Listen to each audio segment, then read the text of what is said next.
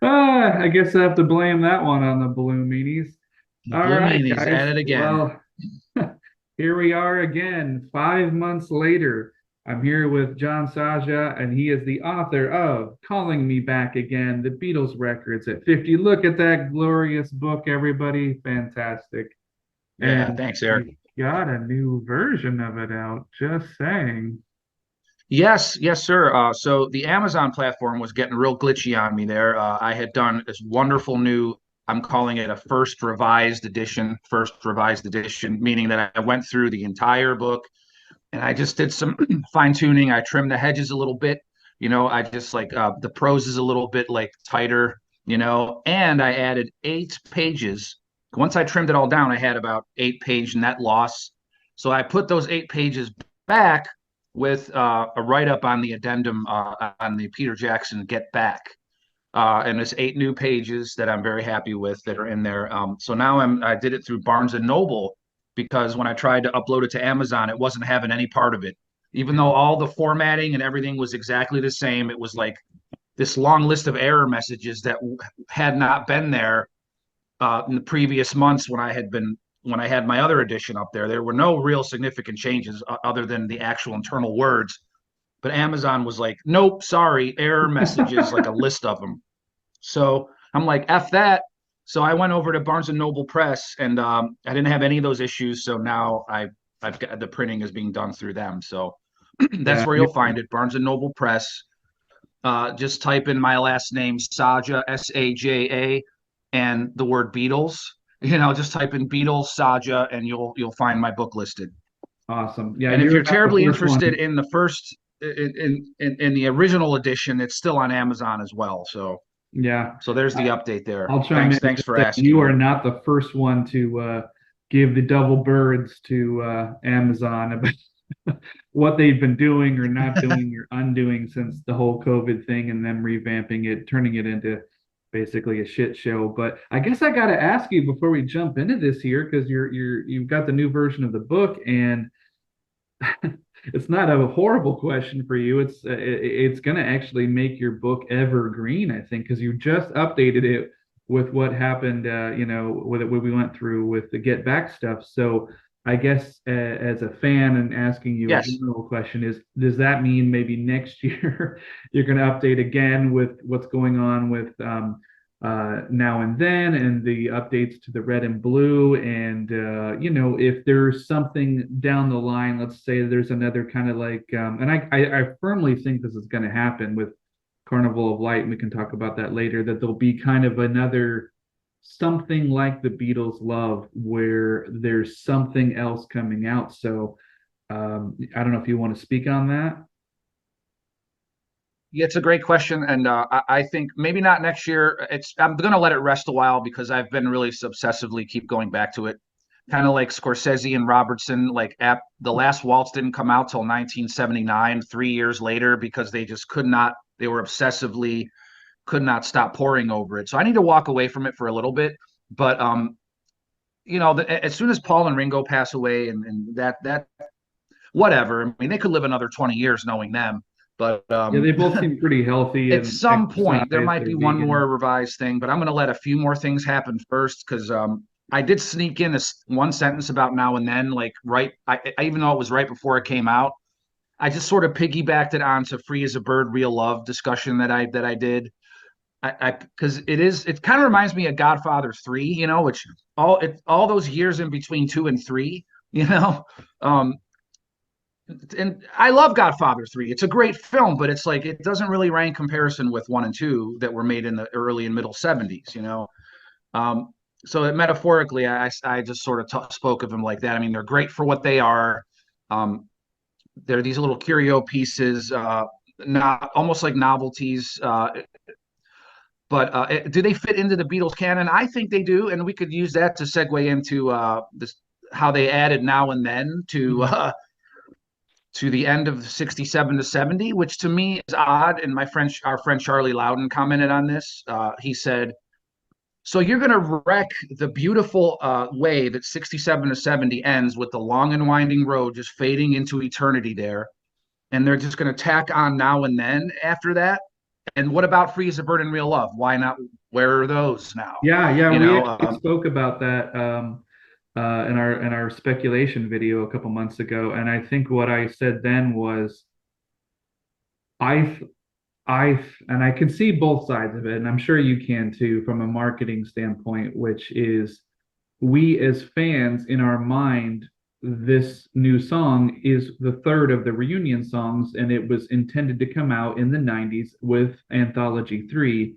So I said, you know, in right? our last video, just re-release the three anthologies with a couple of more unreleased tracks, demos or whatever, and then you can have Yes. Chestnut on Anthology 3 be the first track of Now and Then, and people would go gaga for it because you don't have to keep re-releasing greatest hits. It's like if you want, a complete greatest hits, you've got the Red and the Blue album. If you're and Yeah. I do think Beatles One is a great sampler for people who maybe younger people who have cherry picked a couple of songs that they like or they heard in a movie or a TV show, and they know one or two songs and they get it off of iTunes. But then, like, oh, well, what do I do next? Well, I would tell that person because you know, it's a great embarrassment of riches to have that catalog. But I say you don't want to scare them off. It's kind of like I heard the song by this guy named Frank Zappa. Has he done other stuff? And you have to take a step back and take a deep breath and goes, yeah, yeah, he's done some other stuff. Yeah. Yeah. I haven't had a chance yet to listen to the new mixes on 62, 66, 67 to 70, but Charlie again, he just sent me some files and was very enthusiastically saying that the new mixes are, in his words, a revelation. So with the technology available that they did use for Now and Then, imagine what they could do now with, I mean, if they really wanted to, they could separate like in any of the songs, those early ones in particular, where it's all just mono recorded all together in a room or whatever. And you couldn't necessarily separate drums, bass, guitar, voices, all set. You couldn't do that before. Right now, with this tech that they have now, with Peter Jackson and stuff that they came up with, you could technically, and maybe that's what they're doing. Separate all of those out and then mix them again fresh and crystal clear and have it be this newly mixed way of hearing the songs that you've never heard. Yeah, I So mean, the as a, technology, right, it and it's a, opens up so many doors. yeah, and it's a physical release. Um, it's nice that they put.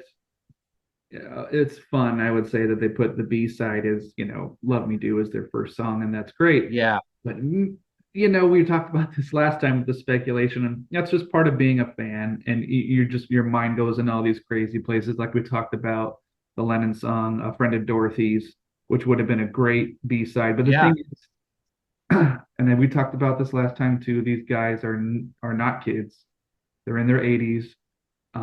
This was a long time ago for them, and I think in the 90s, the anthology reunion songs were a way of healing, coming together, pun intended, I Yes. guess, and putting a cap on it. And this was just kind of like the The period at coda. the end of that reunion sentence, where I think for McCartney, and I think he even said that he sees Now and Then as unfinished business. It was like now we could do it what we couldn't do then, and then this was all we were going to do. Yes. So I guess we'll jump around a little bit here, and I kind of want to just get your first general reaction to Now and Then as a song, as a fan. What did you think when you first heard it? My first impression was how just Lennon's voice, how crystal clear and present it sounds. That sent chills down the spine. I mean, pure and simple. And then um, I thought the production in general was very tasteful. I'm glad nothing against Jeff Lynne, but I'm glad that they didn't just rehash Jeff Lynne's sort of canned production sound. Like I don't, it doesn't do anything for me. Like, and again, nothing against him. This is not a slight on him, but his production work doesn't really do anything for me in terms of it doesn't really work for me. But so I'm glad that they didn't use Jeff Lynne this time. Uh, um, I just so the song dropped, right? And I heard it and I'm like, wow, okay, because we already knew the demo. We already were familiar with the Now and Then demo, and it just sounded nicely fleshed out and very. It's a beautiful, it's mournful and sort of it's a little sad, but it's very very beautiful, you know. So those were my impressions. And then 24 hours later, that video comes out, Eric, and oh my God, that's when the emotional impact just really socked home and landed hard, man. Seeing seeing Paul and Ringo today, and then the other two Beatles just and I, you know, John and George just like acting goofy and dancing around, and then young Paul and Ringo acting goofy.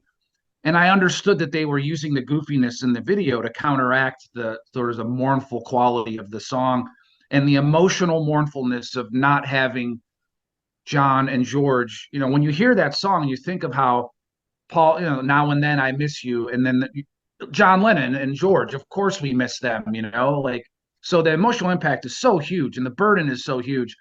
But and then that video was like this nice relieving, cathartic, the goofiness that they wove in there. And you see Paul sitting in that studio chair, like just looking out, and he's got that smile on his face, and there's something just so beautiful and meaningful there. I think in terms of matching form to function, the video in particular, the way it goes with the song and connects up the story of missing John and George, but they're really will always be with us too, even though we do miss them. I thought thumbs up on for me. I mean, I think it's beautiful and great, and the word that comes to mind for this song for me in terms of the Beatles canon and legacy is just the word coda. Mm. It's a nice little coda on everything. Um, and that's that. I mean, yeah, I don't know.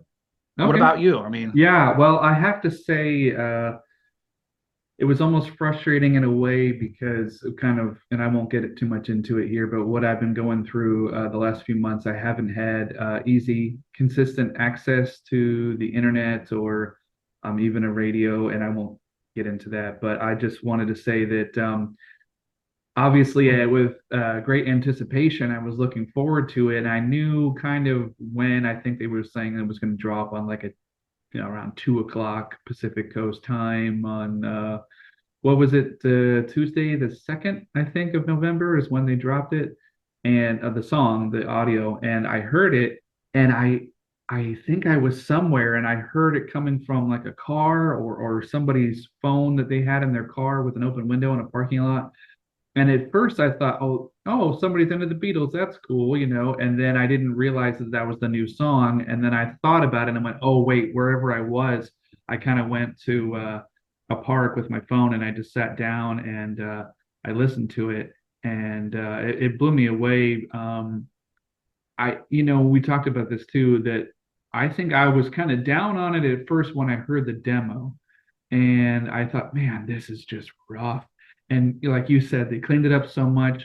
And the fact that Lennon's vocal was so crystal clear, it really felt like he was singing to me in a room. And the fact that they were able to separate the piano and very mournful, but it's also like I think what you were saying is true too.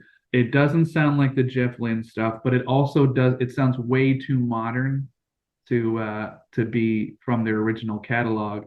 It's a little bit compressed or whatever you want to call it. But just as a fan, I want to say, like you, when I saw the video, I wasn't emotionally prepared. I don't think you can be prepared for something like that, especially when you're really anticipating it and the footage they found, like you were saying, especially of Lennon being goofy and Harrison.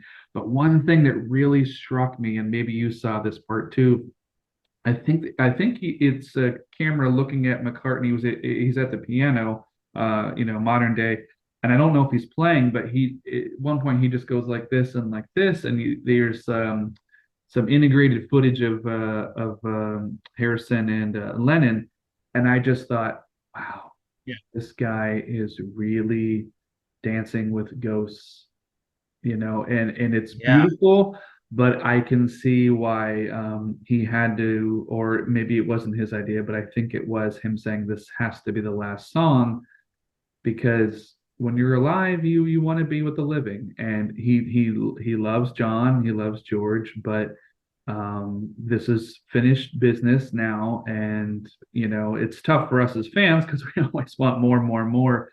But that particular part in the song, when that got to that part in the video, I think I kind of teared up because I just realized, he has to let it go, and when he lets it go, there's nothing more for us as fans. So they hit me harder, knowing like, yeah, this is it, man. This is a powerful song. And I'll follow up with what I'm saying here and ask you the question. I think we talked about this via text, but of the three reunion songs, how would you rate them? Just for people watching at home now. Oh wow. Yeah. Again, it's a little tricky to say now and then being so new and fresh, and that video that goes with it. I mean, having the four Beatles in the video and the way that they did that was amazing. Like I think Real Love um is maybe the strongest of the three in terms of a composition, in terms of a song. Uh in terms of like associative symbolic impact that it has on me emotionally, I would say Now and Then. Because those are two different sort of answers, I think. But I wanted to distinguish between those two. Yeah, good. That's a good. And Free as a Bird is also great. Except, and we may have talked about this in a former video. I'm sure we did. How they wholesale lift up the bridge from Remember Walking in the Sand, an oldie from the '60s. Whatever happened to the life that we once knew? That's right out of an oldie called Remember Walking in the Yeah. Sand. And I can't help but think about how maybe it was George Harrison's idea or something. Well, actually, I think that's on the original demo, and that's on the original Lennon demo. And he wouldn't have. He wouldn't have I kept don't that. think he would have like kept it in, to be honest, because he already had gotten sued for the Chuck Berry "Here Come Old Flat Top" thing. Right. He didn't get sued per se, but he had to like record some songs on his rock and roll album to satisfy the lawsuit or whatever. Yeah, yeah. Um, I remember hearing about but that. So okay, so you're saying of the three, favorite was Real Love, second was Now and Then, and third being Free as a Yeah, Bird. and that's just like a sort of a rough hatchet job It's ranking. subjective. Like I said, there's nuance to it for me, but Right. yeah, Okay, well let me I'll throw my hat in the ring and yeah, say maybe it's because the song being new and it just sounding pristine and it having the emotional impact. Things can change. These lists and these things are all subjective. I guess right now I'd say the one that hit me the hardest was Now and Then. And Real Love, I also really like. I'll put that a close second because I feel like it was probably the most completed song as a demo. And I think they just kind of sped up Lennon's voice just a little bit to make it sound like the 60s rather than the late 70s because his voice had kind of dropped a little bit. And then yeah. Real Love has definitely sped up his voice. Absolutely right. but it just sounds like a complete top to bottom finished John Lennon song, and the others just kind of played a backing track on it. Yeah, Um, Now, Free as a Bird, it's funny because when that came out, that was like the gut punch. That was the single that came out before the anthology dropped, and everybody was gaga over it. And yeah. it's funny that you talk about Jeff Lynne because I remember at the time going like, oh, so this is like Jeff Lynne making the Beatles sound like the Traveling Wilburys. But I also think that Harrison was already playing that slide guitar style in the Traveling Wilburys at that time in the late '80s, going into the '90s. Um, Yeah. and I can't help but think that, like what you were saying about them remastering those two songs with AI now and cleaning up the vocal, because man, Free as a Bird could really do with cleaning up that Lennon vocal. Of the three songs, that is the one where his voice just sounds buried. Okay. Yeah. And then, not that I I see didn't what you like the mean with song, that. it was just Yeah. one of those things where it's like he just sounds like he's almost underwater, like, and it's just Right. Yeah. That's good. I agree. I guess. And then another thing I wanted to ask you about Yeah. the Now and Then song as a musician, and pretend to strum chords every now and again, but I'm not what I would call a musician. But um, I Uh, you've heard the song, and I think in the bridge of Now and Then, am I right that there are three minor chords in a row? I have to hear it again, but I don't know any pop songwriter who's doing that. That kind of blew my mind just hearing that. are you talking about Now and Then? And Yes, I now, think yeah, you're right. And yeah, have you in your travels on YouTube, are you familiar with this guy called David Bennett? no, David Bennett Piano is his channel. no. He's a really young guy. I think he's British. He's got like a British accent. He's got to be in his early 20s, but he's like this prodigy. Um, and he did an amazing breakdown of Now and Then, and he's got a ton of great videos. And I do believe I watched it, like it's already been a week, maybe a week ago, or yeah, that I watched it. But if I'm remembering correctly, he laid out all the chords in a staff, and he pointed out that exact thing that you just said, that they're like at three in a row.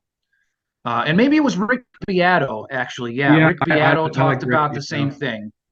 Rick Beato and David Bennett are two really kind of brilliant song analyzing personalities out there, and they both did a video on Now and Then. Um, yeah, so you're right about that. From a songwriting standpoint, Lennon was really comfortable at the piano at this point, and yeah, it's just beautiful. Well, let me ask you this: how do you feel about the Giles Martin session when they added the strings? Because I feel like it really elevates the song compared to the demo. Oh, totally, 1,000%. Yeah. And Giles, after his work on the Love soundtrack alone justifies anything that he wants to do. He's got my seal of approval, and all those remastered 50 anniversary albums they've released over the last 10 years sound really good. And I Oh, really love, I got to say, I love your idea to re-release the anthologies. And now you can put one, two, and three with the song starting each one now, like, for symmetry. And you could also tweak and play around a little bit with the playlist if they wanted to of the actual anthologies. I don't think we needed a full instrumental version of Within You Without You. We yeah. didn't What does that necessarily really need a full accomplish? We already instrumental know the version of song. Eleanor Rigby either. Yeah. We didn't need that. But we could have done with Carnival of Light, we could have done with there's more Helter Skelter that was buried in the vault that could have been on there, whatever. I mean, we could sit Endless here and versions of nitpick about it all Revolution day. number nine. Yeah. Well, let me bounce around to this. We kind of already covered this a little bit, but I feel like, and we talked about this in our speculation video months ago, but I feel like I know what they're doing and bringing it full circle, but having Love Me Do as the B side is a complete lost opportunity, I think. What's your opinion about that? Well, I see what they were trying to accomplish with that, and I think it's a quaint, charming thing that they did. Now, what would you have liked to?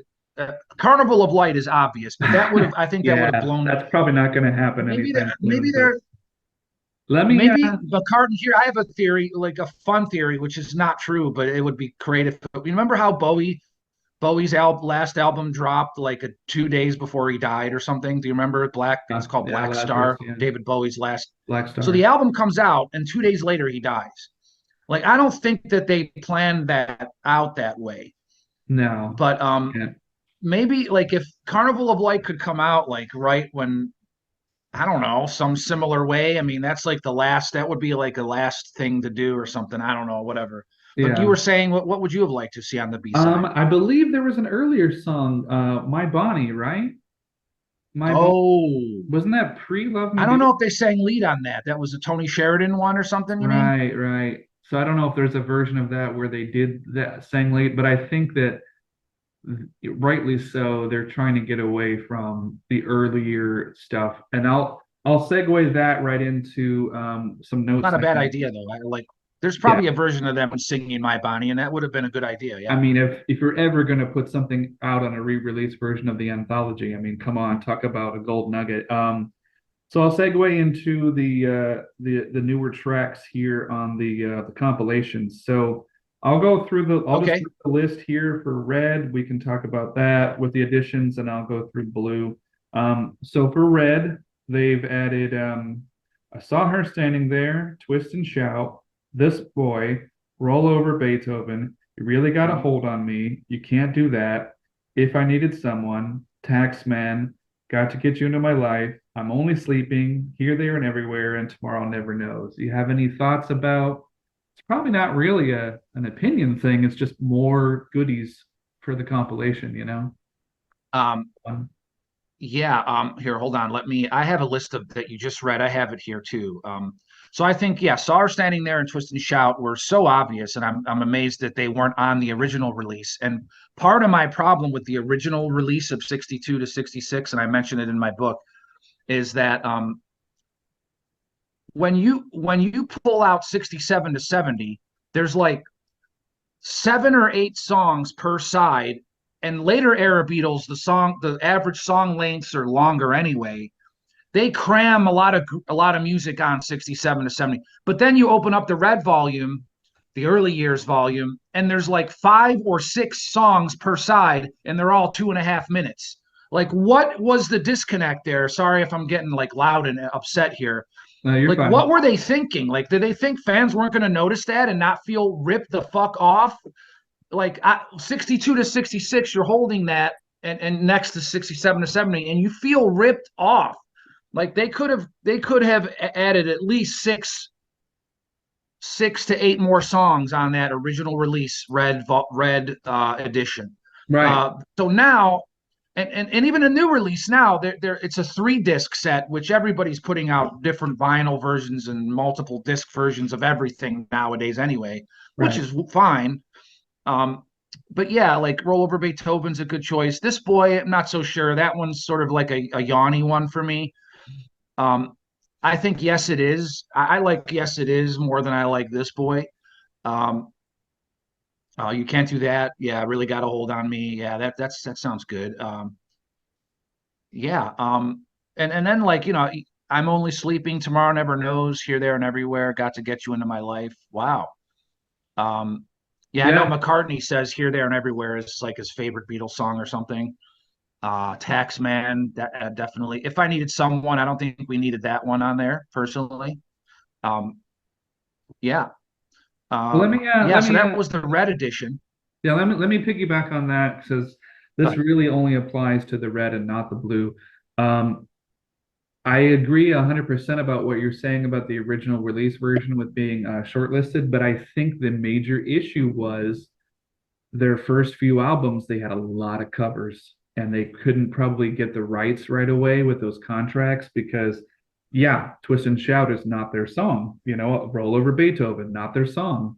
So Right, with right. those early, like 62 to 64, they were probably up against it because that was like Northern songs. Apple hadn't started yet. They didn't have 100% of the rights. Definitely not the rights to any of those covers, like all the Buddy Holly stuff that they did too, Chuck Berry, you know, all that stuff.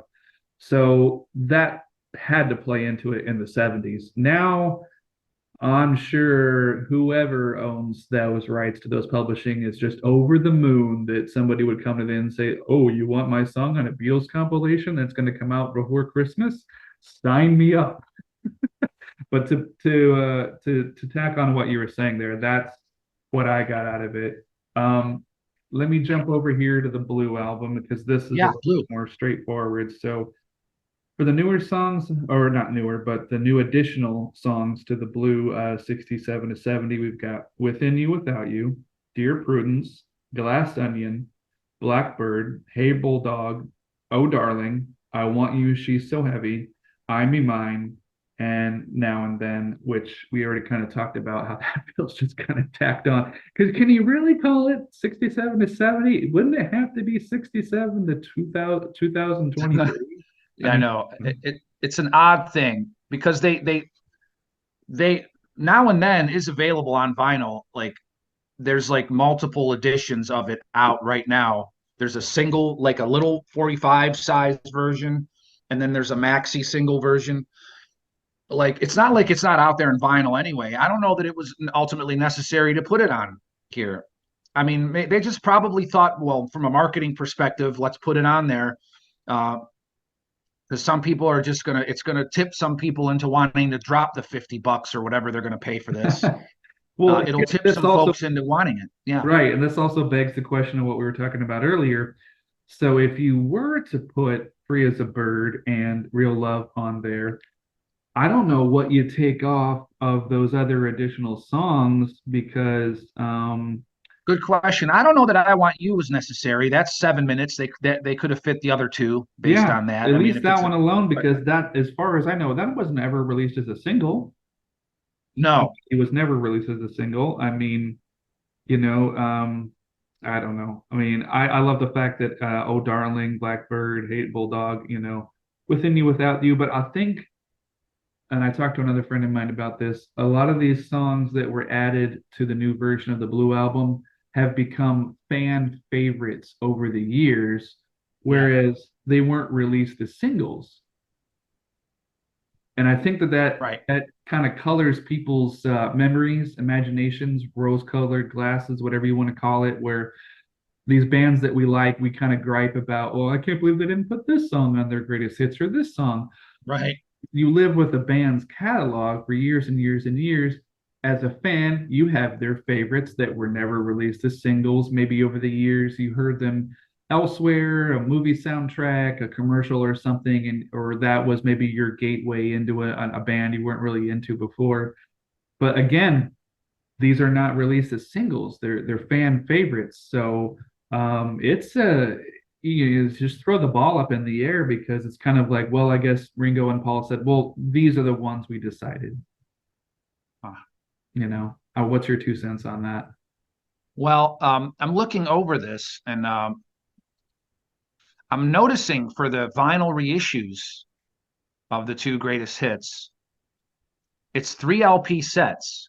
And what they've done is the first two LPs are exactly the same as the original release.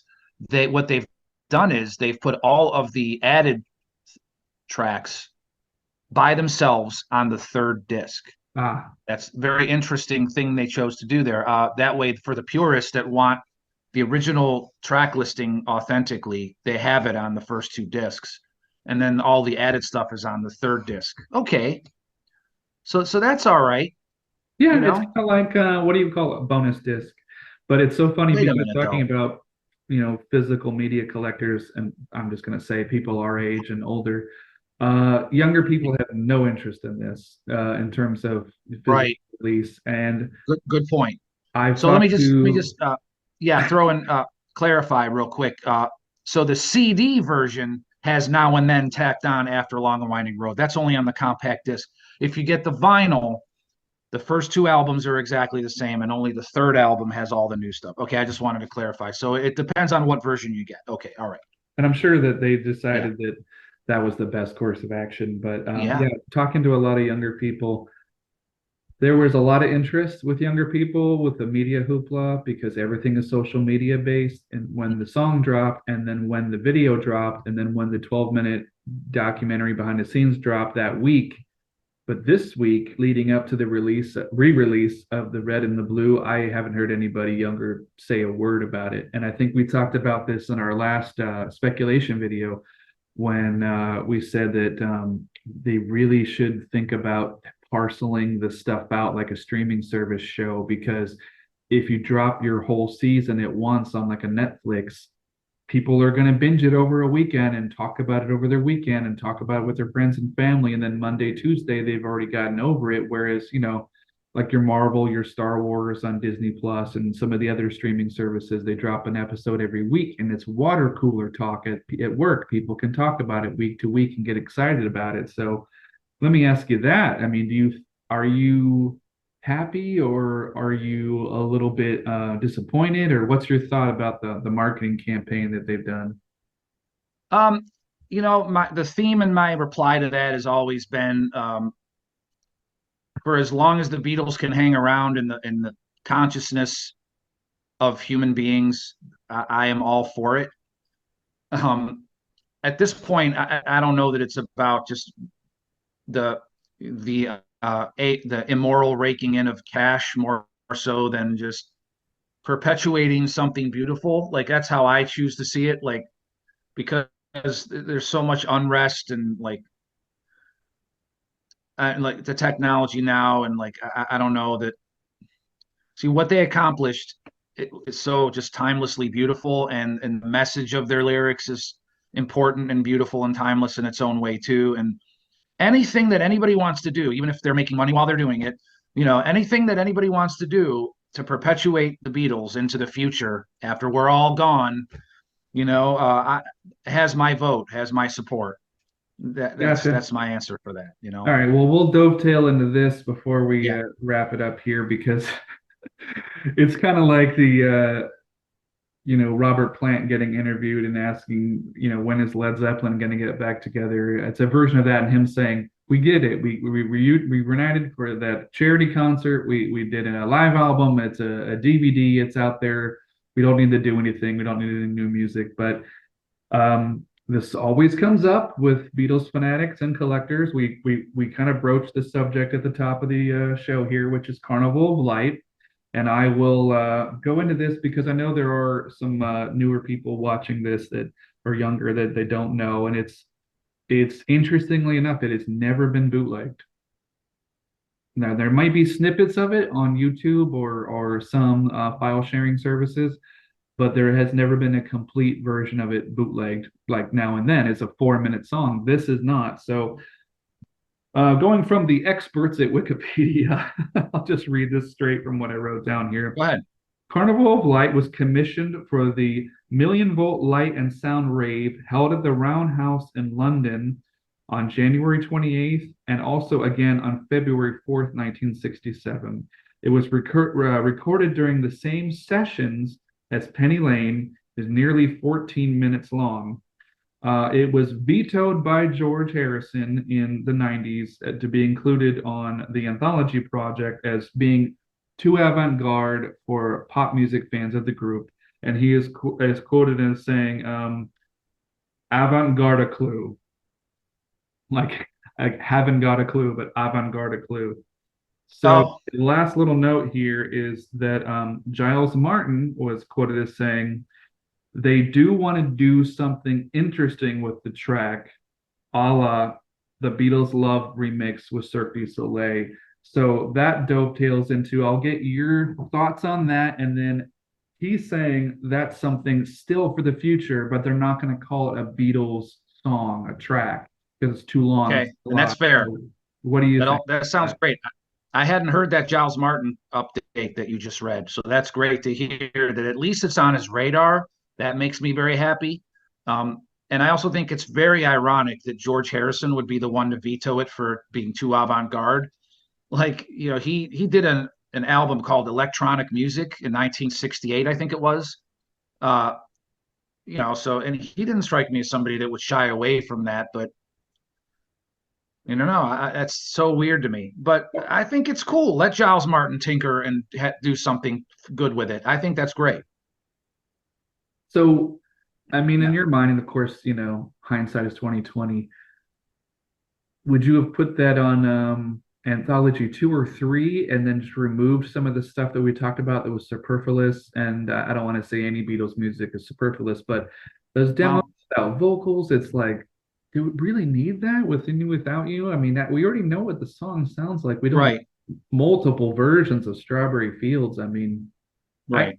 for the diehards and people wondering how the song was created and layered and the recording techniques of the 60s, but I'll let you answer No, that. I agree with everything you're saying there. And uh, I'm what you said a couple minutes ago about don't drop the entire load of content too fast. Like draw it out a little bit. And now, like back then, I would have been like, yeah, give me Carnival of Light. I want to hear it. I want to hear it. I was a greedy listener and I wanted to hear everything possible. But now that you say that about the Giles Martin, and he wants to do something creative with it down the road whenever he does get to it, I think that's great. I'm glad that in that respect, I'm glad that they didn't drop it earlier. So Oh, um, let's draw it out. McCartney himself said in the anthology years, he said something about we're scraping the bottom of the barrel, he said. And I I know say we've that talked sounds about like that the wood before. at the bottom of But the there, if there's still stuff in the barrel, and if there's there's still stuff in the barrel, and that barrel has Beatles marked on the front of it, then I want to hear it. And yeah. I'll wait. I'll be patient. I mean, Well, I'm not going to be around forever. So, I mean, I'm hoping that in my lifetime, it's all you want to hear it while they're still around Carnival too. light comes out. But whatever. Let me piggyback on what you just said, and there's two Yeah. things. So, hey, One is, before we stop, could I go ahead?